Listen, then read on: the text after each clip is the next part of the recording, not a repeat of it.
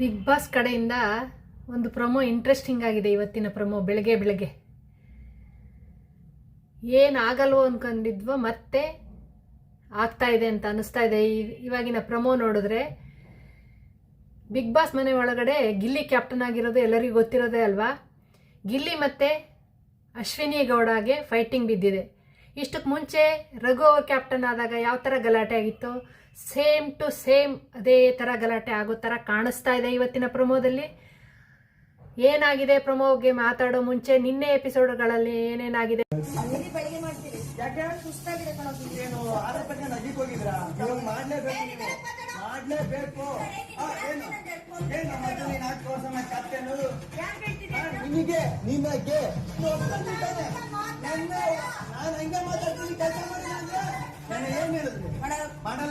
ಇವತ್ತು ಮಲ್ಕೊಂಡ್ಬಿಟ್ರೆ ಹೇಳ್ದಂಗೆ ಕೇಳ್ತೀನಿ ಮೇಡಮ್. ಫ್ರೆಂಡ್ಸ್, ಇವತ್ತಿನ ಎಪಿಸೋಡ್ ಪ್ರೊಮೋ ನೋಡೋಕ್ಕೂ ಮುಂಚೆ ನಿನ್ನೆ ಬಿಗ್ ಬಾಸ್ ಮನೆ ಒಳಗಡೆ ಏನೇನಾಗಿದೆ ಅಂತ ಒಂದು ಸಲ ನಿಮ್ಮ ಜೊತೆ ಶೇರ್ ಮಾಡ್ಕೋತೀನಿ. ನೀವು ನೋಡಿರ್ತೀರಲ್ವಾ ನಿನ್ನೆ ಬಿಗ್ ಬಾಸ್ ಎಪಿಸೋಡು ಎಲ್ರಿಗೂ ಏನು ಅನ್ನಿಸ್ತು, ಖುಷಿ ಕೊಡ್ತಾ ನಿನ್ನೆ ಎಪಿಸೋಡು. ನಿನ್ನೆ ಬಿಗ್ ಬಾಸ್ ಮನೆ ಒಳಗಡೆ ಮೊದಲದಾಗಿ ಸೂರಜ್ ಅವರು ಎಲಿಮಿನೇಟ್ ಆಗಿರೋದು.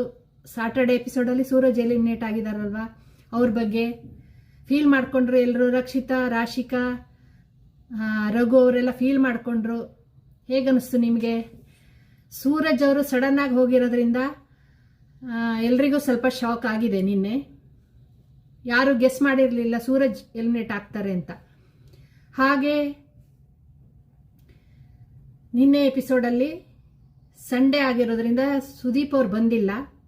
ಸುದೀಪ್ ಅವ್ರು ಇಲ್ಲದೆ ಎಪಿಸೋಡ್ ಸ್ವಲ್ಪ ಡಲ್ ಅಂತಾನೆ ಅನಿಸುತ್ತೆ. ಯಾರೇ ಬಂದು ಎಷ್ಟೇ ಮಾಡಿದ್ರು ಸುದೀಪ್ ಅವ್ರು ಇದ್ರೇ ಆ ಎಪಿಸೋಡಿಗೆ ಸ್ವಲ್ಪ ಕಳೆ ಬರುತ್ತೆ ಅಲ್ವಾ? ನಿಜನಾ ಏನು? ಯಾಕೆಂದರೆ ಸಾಟರ್ಡೆ ಸಂಡೇ ನಮಗೆ ಅಭ್ಯಾಸ ಆಗೋಗ್ಬಿಟ್ಟಿದೆ ಸುದೀಪ್ ಅವ್ರು ನಡ್ಸ್ಕೊಡೋದನ್ನು ನೋಡಿ. ಸುದೀಪ್ ಅವ್ರು ಇಲ್ಲದೇ ಎಪಿಸೋಡ್ ನಿನ್ನೆ ಸ್ವಲ್ಪ ಡಲ್ಲಾಗಿ ಕಾಣಿಸ್ತು. ಆದರೂ ಸೀರಿಯಲ್ ಅವರು ಮತ್ತು ಸಿನಿಮಾದವರು ಅನುಪಮ ಎಲ್ಲರೂ ಬಂದುಬಿಟ್ಟು ಎಪಿಸೋಡನ್ನು ನಡೆಸ್ಕೊಟ್ರಲ್ವಾ. ಎಪಿಸೋಡಲ್ಲಿ ನಿನ್ನೆ ನಾಮಿನೇಷನ್ನಿಂದ ಎಲ್ಲರೂ ಸೇವ್ ಆಗಿದ್ದಾರೆ. ಅದರೊಳಗೆ ಇಬ್ಬರು ಲಾಸ್ಟಲ್ಲಿ ನಾಮಿನೇಷನಲ್ಲಿ ಇದ್ದರು, ಸ್ಪಂದನ ಮತ್ತು ಮಾಳು ಎಲಿಮಿನೇಟ್ ಆದರು. ಆ ಮಾಳು ಅವರು ಹೋಗಿರೋ ಒಂದು ಸೀನ್ ಇತ್ತಲ್ವ, ಕಾರಲ್ಲಿ ಹೋಗ್ತಾ ಇರೋದು, ಅದು ಸ್ವಲ್ಪ ಯಾವಾಗಲೂ ಕ್ಯೂರಿಯಾಸಿಟಿ ಇರುತ್ತೆ ಜನಕ್ಕೆ, ಯಾರು ಹೋಗ್ತಾರೆ ಯಾರು ಬರ್ತಾರೆ ಅಂತ. ಸ್ಪಂದನ ಮಾಳು ಇಬ್ಬರು ಮಧ್ಯೆ ಪೈಪೋಟಿ ನಡೀತಲ್ವ. ಹೊರಗಡೆ ಹೋಗಿರೋದು ಗೆಸ್ ಮಾಡಿರೋದು ಕೆಲವೊಬ್ರು ಸ್ಪಂದನ ಅಂದ್ಕೊಂಡಿದ್ರು, ಕೆಲವೊಬ್ರು ಮಾಳು ಅಂದ್ಕೊಂಡಿದ್ರು. ಆಲ್ಮೋಸ್ಟ್ ಆಲ್ ನಿನ್ನೆ ಬೇರೆ ಚಾನಲ್ಗಳಲ್ಲಿ ನೋಡಿದಾಗ ಸ್ಪಂದನ ಹೊರಗಡೆ ಹೋಗಿದ್ದಾರೆ ಅಂತಿದ್ರು, ಮಾಳು ಹೊರಗಡೆ ಹೋಗಿದ್ದಾರೆ ಅಂತ ಕೆಲವರು ಅಂತಿದ್ರು. ಲಾಸ್ಟಿಗೆ ಹೋಗಿರೋದು ಮಾಳು. ಪಾಪ ಮಾಳು ಅವರು ಎಲ್ರಿಗೂ ಎಂಟರ್ಟೈನ್ ಮಾಡಿದ್ದಾರೆ ಬಿಗ್ ಬಾಸ್ ಮನೆ ಒಳಗಡೆ. ತಮ್ಮ ಹಾಡಿನ ಮುಖಾಂತರ ಎಲ್ಲರ ಮನಸ್ಸು ಸೆಳೆದಿದ್ದಾರೆ ಅವರು. ಹೊರಗಡೆ ಎಷ್ಟೇ ಜನ ಫಾಲೋವರ್ಸು ಏನೇ ಇದ್ದರೂ ಕೂಡ ಮನೆಯೊಳಗೆ ನಾವಿರೋ ವಿಧಾನ ಇದಾಗಿ ಜನ ವೋಟ್ ಮಾಡ್ತಾರೆ ಅನ್ನೋದಕ್ಕೆ ಮಾಳುನೇ ಉದಾಹರಣೆ ಅಂತ ಅನಿಸುತ್ತೆ.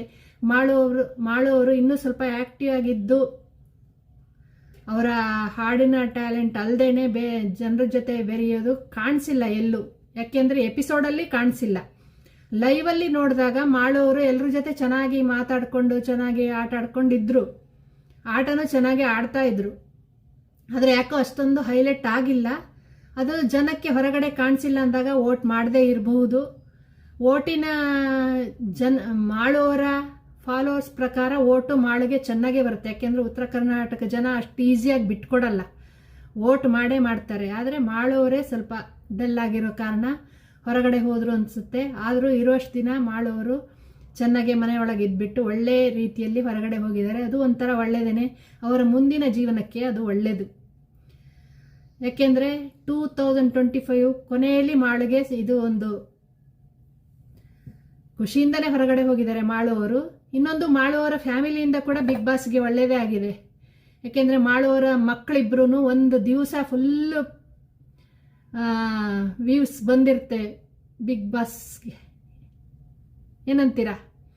ಮಾಳು ಮಕ್ಕಳು ನಿಜವಾಗ್ಲೂ ಎಷ್ಟು ಖುಷಿಯಾಗಿ ಆಡಿದ್ದಾರೆ ಮನೆ ಒಳಗಡೆ ಅಂದರೆ ಎಷ್ಟು ಚೆನ್ನಾಗಿದ್ರು. ಇಬ್ಬರು ಮಕ್ಕಳು ಮುದ್ದಾಗಿ ಮಕ್ಕಳಿರಲು ಮನೆ ತುಂಬ ಅಂತ ಮಕ್ಕಳು ಬಿಗ್ ಬಾಸ್ ಅಲ್ಲಿ ಒಂದು ದಿವಸ ಎಲ್ಲ ರಾಜ್ಯ ಆಳಿದ್ದಾರೆ.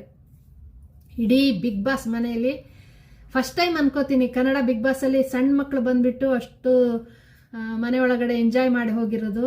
ಇಷ್ಟು ಎಪಿಸೋಡಲ್ಲೂ ಇಷ್ಟು ಇದಾಗಿರಲಿಲ್ಲ. ಮಕ್ಕಳಿಬ್ರು ಆ ಥರ ಫುಲ್ ಬಿಗ್ ಬಾಸ್ ಮನೆ ಒಳಗಡೆ ಎಂಜಾಯ್ ಮಾಡಿರೋದು. ಏನನ್ನಿಸ್ತು ನಿಮಗೆ? ನಿಜ ಅಲ್ವಾ? ಅದರಿಂದ ಮಾಳುಯಿಂದ ಬಿಗ್ ಬಾಸ್ಗೆ ಒಳ್ಳೆಯದಾಗಿದೆ, ಬಿಗ್ ಬಾಸಿಂದ ಮಾಳುಗೂ ಒಳ್ಳೆಯದಾಗಿದೆ. ಮುಂದಿನ ಜೀವನ 2026 ಮಾಳು ಅವರಿಗೆ ಯಶಸ್ಸನ್ನು ಕೊಡಲಿ ಅಂತ ಹೇಳ್ತಾ, ಮತ್ತೆ ಸ್ಪಂದನ ಮನೆ ಒಳಗಡೆ ಬಂದಿದ್ದಾರೆ, ಮತ್ತೆ ಬಿಗ್ ಬಾಸ್ ಮನೆ ಒಳಗಡೆ. ನಿಮ್ಗೇನಿಸ್ತು ಸ್ಪಂದನ ಬಂದಿರೋದು? ಕಾಮೆಂಟ್ ಮಾಡಿ. ಸ್ಪಂದನನು ಚೆನ್ನಾಗಿ ಆಡಲಿ ಇನ್ನೂ. ಯಾಕೆಂದರೆ ಸ್ಪಂದನ ಅವರ ಅಪ್ಪ ಅಮ್ಮ ಮನೆ ಒಳಗೆ ಬಂದಿದ್ರಲ್ಲ, ಕೆಲವೊಂದು ಫ್ಯಾಮಿಲಿಗಳು ಬಿಗ್ ಬಾಸ್ ಮನೆ ಒಳಗಡೆ ಬಂದಿರೋದು ನ್ಯಾಚುರಲ್ ಆಗಿ ಬಂದರು, ಹೇಗಿರಬೇಕು ಹಾಗಿದ್ರು, ಹೊರಗಡೆ ಹೋದರು. ಏನು ಆರ್ಟಿಫಿಷಿಯಲ್ ಅಂತ ಅನಿಸಿಲ್ಲ. ಅದರೊಳಗೆ ಸ್ಪಂದನ ಫ್ಯಾಮಿಲಿನೂ, ರಕ್ಷಿತಾ ಫ್ಯಾಮಿಲಿ, ರಘು ಅವ್ರ ಫ್ಯಾಮಿಲಿ ಎಲ್ಲರ ಜೊತೆ ಚೆನ್ನಾಗಿದ್ಬಿಟ್ಟು ಹೋದ್ರಲ್ವ. ನಿಜ, ಒಂದೊಂದು ಫ್ಯಾಮಿಲಿ ನೋಡಿದ್ರೆ ಆ ಕಂಟೆಸ್ಟೆಂಟಿಗೆ ಸಪೋರ್ಟ್ ಮಾಡಬೇಕು ಅಂತ ಅನಿಸುತ್ತೆ.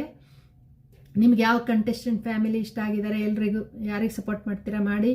ಹಾಗೆ ನಿನ್ನೆ ಅನುಪಮ ಅವರು ಟಾಸ್ಕ್ಗಳನ್ನು ಕೊಡ್ತಾ ಬಂದರು ಒಬ್ಬೊಬ್ಬರಿಗೇ, ಎಲ್ರಿಗೂ ಕಂಟೆಸ್ಟೆಂಟ್ಗಳಿಗೆ. ಅದರೊಳಗೆ ಫಸ್ಟ್ ಕೊಟ್ಟಿರೋದು ಅಭಿಪ್ರಾಯಗಳನ್ನು ತಿಳಿಸೋ ಒಂದು ಟಾಸ್ಕ್ ಕೊಟ್ಟಿದ್ರಲ್ಲ, ಅದೇನು ಅನಿಸ್ತು ನಿಮಗೆ? ಆ ಟಾಸ್ಕ್ ಇಷ್ಟ ಆಯ್ತಾ? ರಕ್ಷಿತಾ, ಧ್ರುವಂತ್ ಎಲ್ರಿಗೂ ಕೊಟ್ಟಿದ್ದಾರೆ. ನಮ್ಮ ನಿನ್ನೆ ಎಪಿಸೋಡಲ್ಲಿ ತೋರಿಸಿರೋದು ಮಾತ್ರ ಅವರು ಎರಡು ಮೂರು ಇಬ್ಬರಿಗೆ ಮಾತ್ರ ತೋರಿಸಿದಾರಲ್ವ, ರಕ್ಷಿತಾ ಮತ್ತು ಧ್ರುವಂತು. ರಕ್ಷಿತಾ ಹೇಳಿದ್ರು ಧ್ರುವಂತ್ ಹಾರ್ಟ್ಲಿ ಒಳ್ಳೆಯವರು,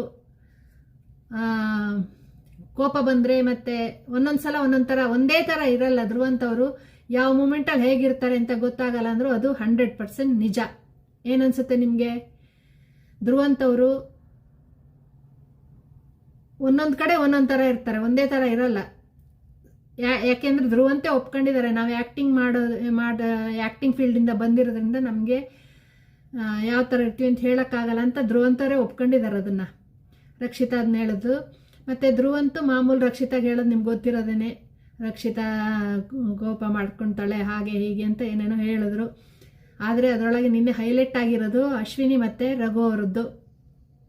ಏನು ಅಂದರೆ, ಅಶ್ವಿನಿ ರಘುವನ್ನು ಕಂಡೆ, ಇವಾಗ ಮುಂಚೆ ರಘುವನ್ನು ಕಂಡೆ, ಈಗ ರಘುವಲ್ಲಿ ಮಗುವನ್ನು ಕಂಡೆ ಅಂತ ಡೈಲಾಗ್ ಹೊಡೆದ್ರು. ಸಿನಿಮಾ ಡೈಲಾಗ್ ಅದು. ಏನನ್ಸುತ್ತೆ? ಏನಬ್ಬ, ಎಲ್ರೂ ಅಯ್ಯೋ ಅಯ್ಯೋ ಅಯ್ಯೋ ಅಂತಾನೆ ಇದ್ರು. ಅದರಲ್ಲಂತೂ ಗಿಲ್ಲಿನ ಹಿಡ್ಕೊಳ್ಳೋಕ್ಕೆ ಆಗ್ತಿರ್ಲಿಲ್ಲ ನಿನ್ನೆ ಎಪಿಸೋಡಲ್ಲಲ್ವಾ. ರಘು ಅವರು ಅಶ್ವಿನಿ ಅಂದರೆ ನನಗೆ ಇಷ್ಟ ಅಂತ ಕೂಡ ರಘು ಅವರಂದರು.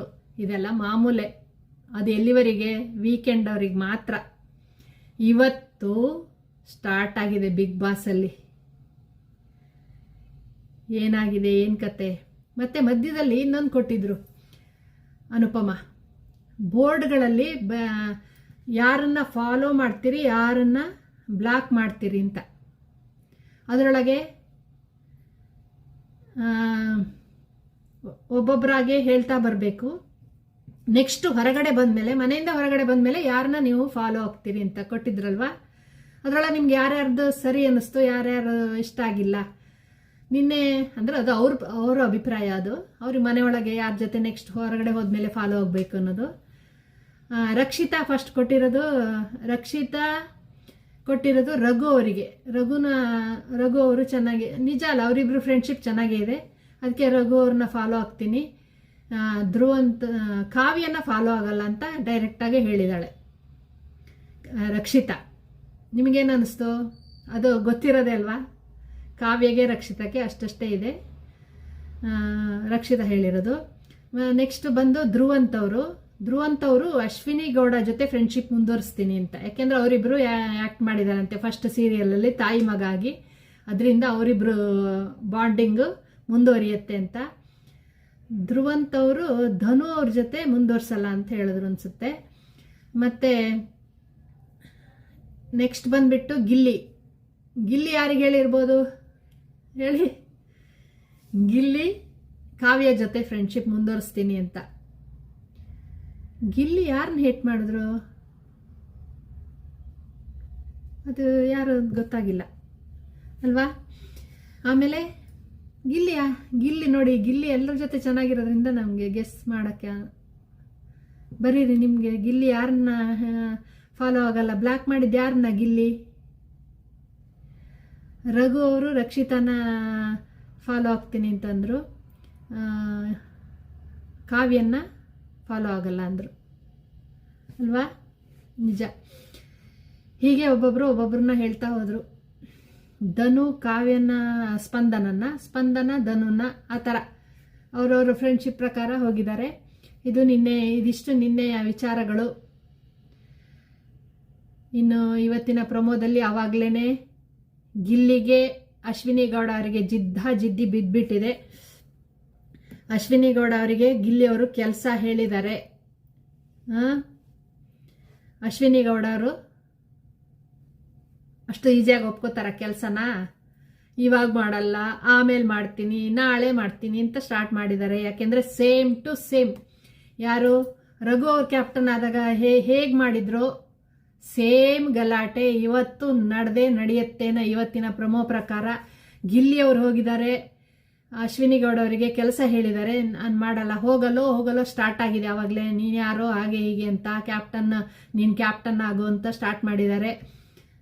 ಇಲ್ಲ ನಾನು ಮಾಡಲ್ಲ ಅಂತ ಅಶ್ವಿನಿ ಗೌಡ ಹೋಗಿ ಮಲಗಿದ್ದಾರೆ.